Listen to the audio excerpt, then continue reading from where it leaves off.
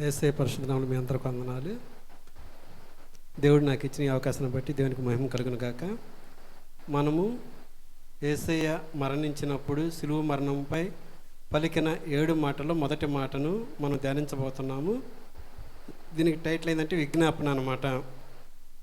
ఇక్కడ లోకసువార్త 23వ అధ్యాయం 34వ వచనంలో మనం ఒకసారి చూస్తే యేసు తండ్రితో ఇలా చెప్తున్నారు, తండ్రి, వీరు ఏమి చేయుచున్నారో వీరు ఎరగరు కనుక వీరిని క్షమించమని చెప్పెను. ఏమంటున్నారంటే వీరు ఏమి చేయుచున్నారో వీరికి తెలియదు కనుక వీరిని క్షమించమని తండ్రికి చెప్తున్నారనమాట.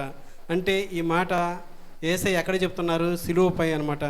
ఈ మాట యేసయ్య సిలువపై పలికిన మాటల్లో అత్యంత హృదయకరమైన, మన హృదయాన్ని తాకే మాటలు మొదటి మాట అన్నమాట. ఇది కేవలం ఒక ప్రార్థన మాత్రమే కాదు, ఇది అపారమైన దైవిక ప్రేమకు, క్షమ గుణానికి ప్రతీక అన్నమాట. యేసయ్య తన సిలువ మరణంలో ఉన్నప్పుడు, తన సిలువ వేసినప్పుడు, బాధపడుతున్నప్పుడు పలికిన మాట అన్నమాట. అయినప్పటికీ వాళ్ళని క్షమించమని దేవుణ్ణి అడుగుతున్నాడు అనమాట. అదే స్థితిలో మనం కానీ ఉంటే మనం ఏమనుకుంటాం? కోపం వచ్చింది, మనకి ద్వేషం కలిగింది, ప్రతీకారం కలిగి ఎలాగైనా సరే వాళ్ళని సాధించాలని ఒక ఆలోచన కలిగి ఉంటాం. కానీ యేసయ్య అలా చేయలేదు. యేసయ్య సిలువ మరణంలో ఉన్నప్పుడు చుట్టూ ఆ సిలువకి ఎదురుగా నిలబడ్డ అందరిని ఒకసారి చూసి, వారు ఎవరైతే ద్వేషించారో, ఎవరైతే దూషించారో, ఎవరైతే శిక్షించారో, ఎవరైతే హింసించారో, ఎవరైతే హేళన చేశారో, ఇంకా అనేక మందిని, అక్కడున్న ప్రతి ఒక్కరిని చూసి వాళ్ళందరినీ క్షమించమని దేవుణ్ణి అడిగారనమాట. వారి కొరకు ప్రార్థన చేశారనమాట. కాబట్టి ప్రతి ఒక్కరి కోసం, అందరి కోసం ఆయన ప్రార్థించారు. కాబట్టి ఇక్కడ మనం నేర్చుకోవాల్సింది ఏంటంటే, మనం అందరము శత్రువులను ప్రేమించాలి, ద్వేషించిన వారిని క్షమించాలని మానవ జాతికి దేవుడిచ్చిన ఒక గొప్ప బోధన అన్నమాట. కాబట్టి యేసయ్యకు ప్రేమ కలిగి ఉన్నాడు, కరుణ కలిగి ఉన్నాడు. అలా చాలా గొప్ప విషయం అన్నమాట. కాబట్టి ఇక్కడ మనం ఈ మాటలు కానీ మనం ఒకసారి చూస్తే, తండ్రి, మీరేమి చేస్తున్నారో వీరు ఎరగరు కనుక వీరిని క్షమించమని చెప్పిన ఈ పదంలో మనం చూస్తే 3 విధాలుగా మనం చూసుకోవచ్చు అనమాట. ఒకటి, క్షమించమని, వీరిని క్షమించు అని అడుగుతున్నారనమాట. రెండోది, వారి కోసం ప్రార్థన చేశారు. మూడోది, వీరేం చేస్తున్నారు వీరు ఎరగరు, అంటే వారు తెలియక వారు ఏం చేస్తున్నారు వాళ్ళకి తెలియదని దేవుడు వాళ్ళకి విజ్ఞాపనం చేస్తున్నాడు.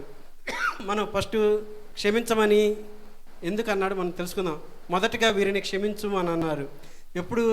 సిలువ మరణంలో వాళ్ళందరూ ఏం చేస్తున్నారు తెలియని స్థితిలో దేవుడు వారిని క్షమించమని అడిగారనమాట. యేసు ఏం చేశారు? తన శత్రువుల కోసం ప్రార్థన చేశారనమాట. శిక్షకు బదులుగా క్షమించమని కోరారు, ద్వేషానికి బదులుగా ప్రేమ చూపించారు కదా. కాబట్టి క్షమించమని వాళ్ళని దేవుణ్ణి అడిగారనమాట. క్షమించమని శత్రువుల కోసం ప్రార్థించాడు, ద్వేషించిన వారిని క్షమించమని అడిగారు. కాబట్టి క్షమించటం అంటే, మనమైతే క్షమించమంటే మనంత తొందరగా మనం క్షమించలేం, సులభంగా క్షమించలేము. ఎందుకంటే మనకు నష్టం కలిగించిన వారిని మనం క్షమించటం అంటే చాలా కష్టమైన నిర్ణయం. వాళ్ళు మనం ఎందుకు క్షమించాలి? మనకు హాని కలిగించారు, మనకి కీడు కలిగించారు, నేను ఎందుకు క్షమిస్తాను అని మనం అనుకుంటాం. కానీ యేసయ్య అలా అనుకోలేదు. వీరిని క్షమించమని తండ్రిని అడిగారనమాట.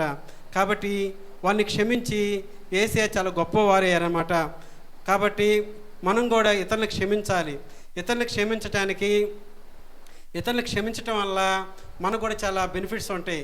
ఏంటంటే మనకి మనసు ప్రశాంతంగా ఉంటుంది, మనకి నెమ్మది కలిగి ఉంటుంది అనమాట.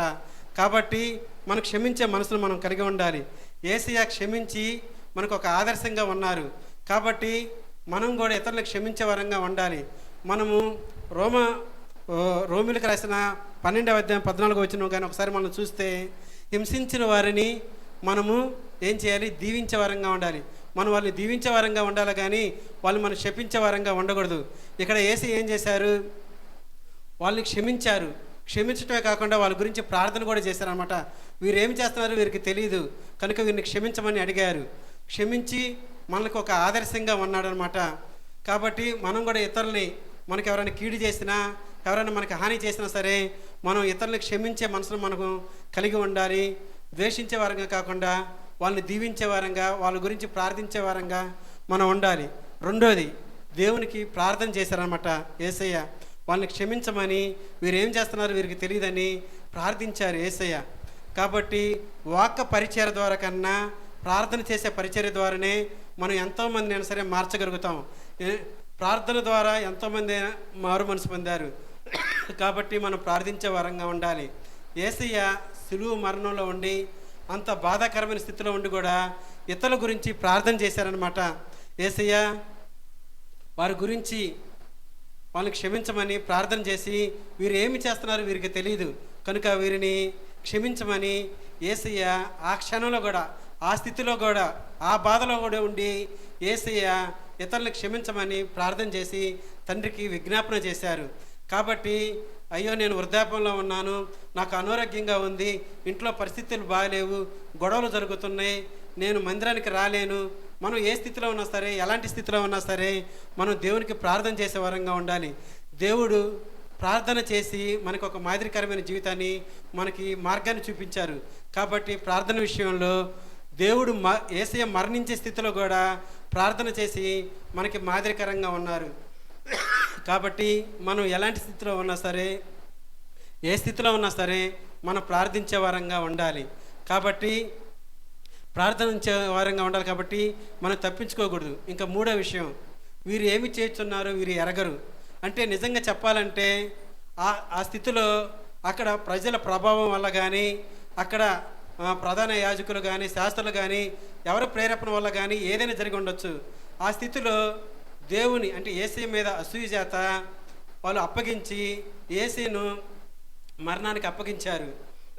కాబట్టి వారికి ఏం తెలీదు, తెలిసుండొచ్చు, తెలియకపోవచ్చు, వేరే వారి ప్రభావం ఏమి ఉండొచ్చు. ఏ స్థితిలో ఉన్నా సరే తండ్రి వాళ్ళని క్షమించు. వాళ్ళకి ఆ విషయం తెలీదు, వాళ్ళు ఎరగక, వాళ్ళు తెలియక నిర్భయాగులై వాళ్ళు ఉన్నారు. కాబట్టి వారిని క్షమించమని, వీరు ఎరగరు కాబట్టి దేవుని క్షమించమని యేసయ్య వారిని అడిగారనమాట, ప్రార్థన చేశారు. కాబట్టి మనం కూడా మనల్ని ఎవరైనా ద్వేషించేటప్పుడు కానీ, మనకి ఎవరైనా కీడు చేస్తున్నప్పటికీ, మనకి ఎవరైనా హాని చేస్తున్నప్పటికీ మనం ఆ స్థితిలో మనం మౌనంగా ఉండాలి. వాళ్ళు ఏ స్థితిలో ఉండి వాళ్ళు ఏ ప్రభావానికి లోనయ్యి మనకు హాని చేస్తున్నారని మనం ఒక నిమిషం మనం ఆలోచిస్తే ఖచ్చితంగా మనం కూడా ప్రశాంతంగా ఉంటాం, వారిని క్షమిస్తాం. కాబట్టి మనం తెలుసుకోవాల్సింది ఏంటంటే, ఇతరులు మనకు హాని చేసేటప్పుడు కానీ, ఇతరులు మనకి కీడు చేసేటప్పుడు కానీ మనం ఒక నిమిషం ఆలోచించాలి. వాళ్ళు ఏ స్థితిలో ఉండి మనకు హాని చేయబోతున్నారు, ఏ స్థితిలో ఉండి, లేకపోతే ఎవరైనా చెప్పటం వలన వాళ్ళు ఏ ప్రభావానికి లోనై మనకు హాని చేస్తున్నారని మనం ఆలోచించుకొని, మనం వీరికి తెలియదని దేవునికి మొరపెట్టుకొని వాళ్ళ గురించి మనం ప్రార్థన చేసే వాళ్ళంగా ఉండాలి. చివరిగా ఏంటంటే, యేసయ్య మనం తెలియక దేవుని ఎదిరించినప్పటికీ, లేదా దేవునికి దూరంగా ఉన్నప్పటికీ, మనం తెలిసి తెలియక మన పాపాలు చేసినప్పటికీ మనం దేవునికి మొరపెట్టుకుంటే దేవుడు మనల్ని క్షమిస్తాడు, మనల్ని దగ్గరికి తీర్చుకుంటాడు. కాబట్టి మనము ఇతరులను, శత్రువులను మనం ద్వేషించే వరగా ఉండకుండా వాళ్ళని ప్రేమించాలి. మనం క్షమించే గుణం మనం కలిగి ఉండాలి. కాబట్టి దేవుడు మనకి చూపించిన ఆ మార్గాన్ని, ఆయన చాలా గొప్ప మార్గం చూపించాడు. బైబిల్లో అన్నిట్లో కన్నా గొప్ప విషయం ఏంటంటే, యేసయ్య చెప్పింది ఏంటంటే, నిన్ను వలె నీ పొరుగు వారిని ప్రేమించమంటున్నాడు, ఇతరులను క్షమించమంటున్నాడు.